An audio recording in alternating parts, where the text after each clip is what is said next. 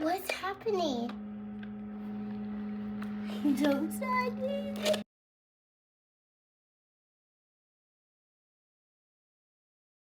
It's almost done. A couple minutes left. It's looking cute. Okay, let's check it out. That's our penguin. It just finished printing. Okay, we're gonna pull it out. So we just pull this whole base plate out. Okay, let's pull this off. I think we just like kind of crack it off. That sounds good.